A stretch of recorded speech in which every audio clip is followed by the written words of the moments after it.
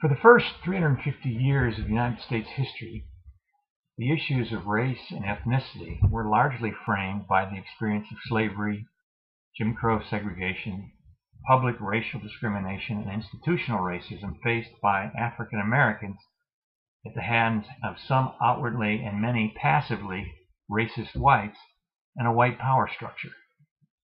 Thus, the ways that people tended to think and talk about racism was shaped by the black-white experience. As Ronald Takaki in A Different Mirror makes clear, this is not to say that other groups were not also experiencing their own forms of discrimination.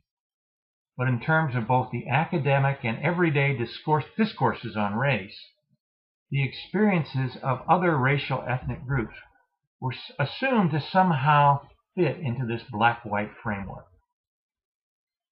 Well, in the last 20 years or so, it's become increasingly clear that looking at race and ethnic relations issues solely through the lens of the black-white experience is entirely inadequate.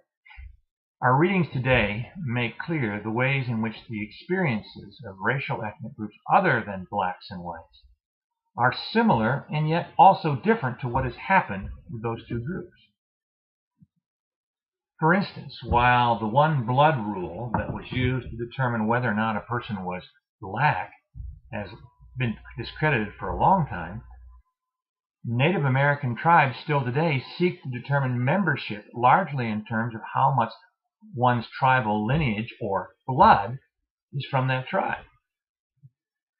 While African Americans have had to struggle with negative images, some Asian Americans have often been labeled the model minority, which has carried some of its own baggage.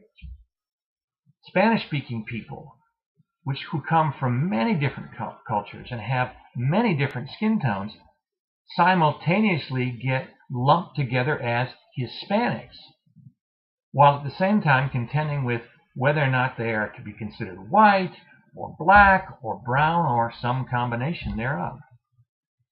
Interracial and interethnic tensions are no longer just between whites and blacks, but by any number of racial ethnic groups. For instance, a few years ago in South Philadelphia High School, there was a major conflict between African American students and students of Asian descent. So the salad bowl that is the American society has become increasingly diverse and complex. We are in a time when the categories of race that have been used by the U.S. Census and by society in general are now all in a state of flux. So in our discussion this week, we want to explore to what extent the ways we are accustomed to thinking about race and ethnicity are still valid. To what extent can critical race theory and critical whiteness studies still help us make sense of what's going on in our society? Does the idea of white privilege still apply only to whites?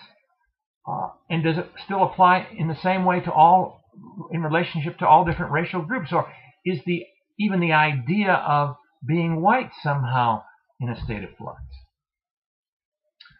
Over the next 40 years, the racial and ethnic demographics of the United States are expected to change dramatically.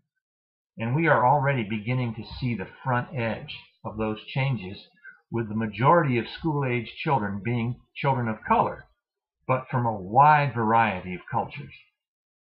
As the film Race 2012 points out, we are only just beginning to try and make sense of what all this might mean for us as a nation and as a culture. Our discussion this week is designed to help us, to get us thinking ourselves of how we will respond on this journey of ongoing change. So I look forward to entering into that discussion with you and learning with you as we seek to understand how to talk and think about race and ethnic relations, not only in 2012, but in the years to come.